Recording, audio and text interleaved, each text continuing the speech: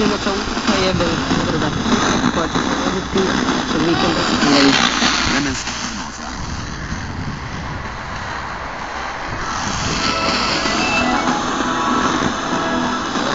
Sutra pretežno sunčano, poslije popodne večer u unutrašnjosti prolaz umjerena na do umjeren istočni sjever.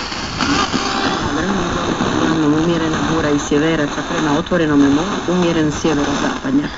Jutarnja temperatura između 2 i 7, na Jadranu od 10 i 15, između 15 i 30, na Jadranu u unutrašnjosti dana od 9 do 24. Biometeorološki će utjecaj biti povoljan, i osjetljivi na vrijeme, kronični bolesnici će imati tegoba uzrokovanih vremenom. U cijeloj zemlji koncentracija do drveća bit će visoka, koncentracija sporova na području bit će umjerena do Izvještaj meteorološkog centra hidrometeorološkog 12 sati. Mjestimice udare